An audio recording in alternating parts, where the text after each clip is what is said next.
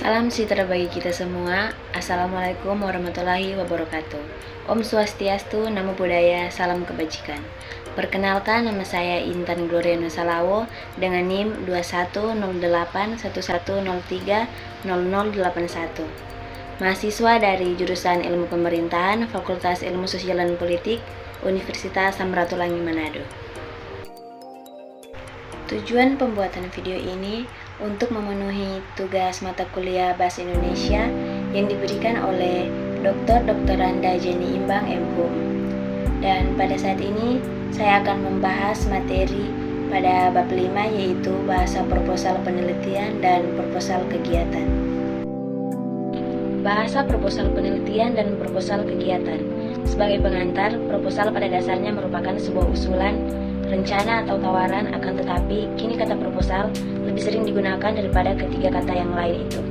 Kamus Besar Bahasa Indonesia memberikan makna proposal sebagai rencana yang dituangkan dalam bentuk rancangan kerja. Proposal penelitian atau proposal kegiatan dinyatakan layak apabila dirancang dengan lebih baik dan mengikuti kelasiman yang telah disepakati dalam tradisi akademik di Indonesia. Formulasi bahasa. Bahasa proposal banyak diwarnai oleh penggunaan modalitas akan. Kata yang setaraf dengan akan adalah ingin, tetapi kedua kata itu mengandung perbedaan.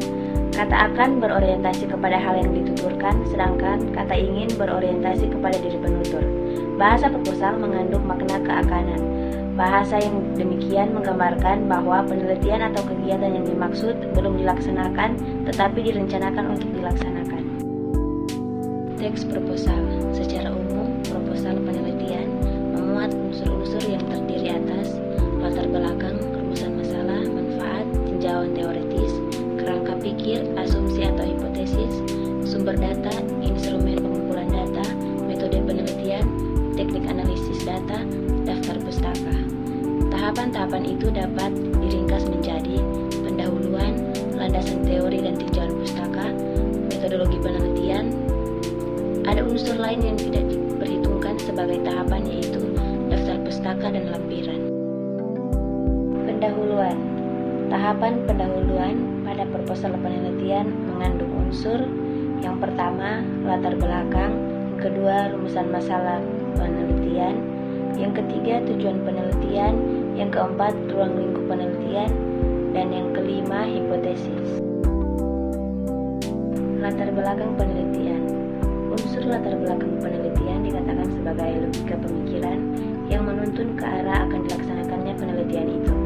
Karena pada bagian ini dinyatakan mengapa pokok masalah yang akan diteliti, bagaimana hal itu akan diteliti, baik secara teoritis maupun metodologis, apa yang dihasilkan dari penelitian ini, dan apa pula akibatnya seandainya hal itu tidak segera diteliti. Rumusan masalah penelitian berisi pokok persoalan yang akan diteliti. Rumusan masalah dapat dinyatakan dalam kalimat tanya. Rumusan masalah untuk penelitian kualitatif dikaitkan dengan strategi penelitian tertentu, misalnya etnografi, fenomenologi, studi kasus, atau grounded research. Persoalan pada rumusan masalah itu dijawab, dan hal itu tergambar pada tujuan penelitian. Tujuan penelitian merupakan keinginan peneliti untuk memperoleh jawaban atas permasalahan penelitian yang diajukan. Tujuan penelitian berisi rencana jawaban terhadap persoalan penelitian. Pada laporan penelitian, jawaban yang sesungguhnya terhadap masalah yang diteliti disajikan pada simpulan.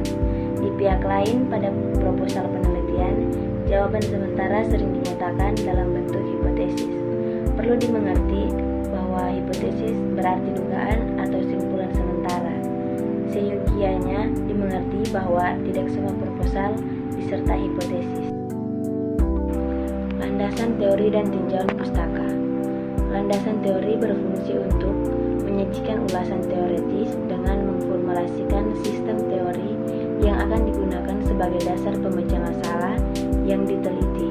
Di pihak lain, tinjauan pustaka berfungsi untuk menyajikan ulasan penelitian yang telah dilakukan sebelumnya, yang kemudian dibandingkan dengan penelitian yang akan dilakukan ini. Teori yang disajikan pada landasan teori merupakan perluasan dari pendekatan yang sudah disebutkan di latar belakang pada tahapan pendahuluan. Metodologi penelitian. Tahapan metodologi penelitian menyajikan pendekatan, metode, dan teknik penelitian yang akan diterapkan, termasuk langkah-langkah yang akan ditempuh. Genre mikro yang digunakan pada tahapan metodologi penelitian adalah deskripsi, laporan, dan prosedur. Deskripsi digunakan untuk memaparkan wujud data serta waktu dan lokasi penelitian. Laporan digunakan untuk menjelaskan klasifikasi data berdasarkan kriteria tertentu, serta prosedur digunakan untuk menunjukkan langkah-langkah penelitian. Salah satu pertimbangan utama untuk menentukan jenis metode yang akan digunakan yaitu tujuan penelitian yang ditetapkan. Metode juga menyangkut data dan sumber data. Data adalah keterangan atau bahan nyata yang dianalisis dalam penelitian yang dijadikan dasar untuk menarik simpulan. Daftar pustaka. Meskipun tidak dimasukkan ke dalam tahapan pada struktur teks proposal penelitian, daftar pustaka merupakan kelengkapan yang sangat penting. Contoh di bawah ini adalah cara penulisan daftar pustaka dari sumber buku dan artikel jurnal. Teks proposal kegiatan. Proposal kegiatan yang dimaksud di sini yaitu proposal yang dirancang bukan untuk penelitian melainkan untuk kegiatan-kegiatan yang berkaitan dengan tugas-tugas akademik yang dikerjakan oleh mahasiswa. Proposal kegiatan yang akan dibahas di sini adalah proposal kegiatan magang yang apabila magang sudah selesai kemudian dilaporkan dalam bentuk laporan magang. Unsur proposal yang dijadikan bab atau subbab dapat dijelaskan sebagai berikut. Yang pertama, pendahuluan. Berisi uraian tentang latar belakang kegiatan yang akan dilaksanakan, pentingnya kegiatan itu dilaksanakan, tujuan, manfaat, dan strategi yang akan digunakan untuk melaksanakan kegiatan tersebut. Yang kedua, tata laksana kegiatan.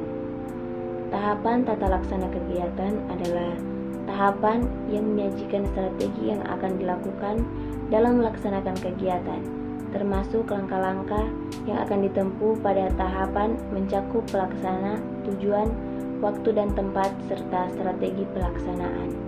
Yang ketiga, penutup. Tahapan penutup digunakan untuk menyampaikan harapan agar setelah diusulkan proposal kegiatan itu diterima dan menghasilkan sesuatu seperti yang direncanakan genre mikro yang digunakan yakni deskripsi.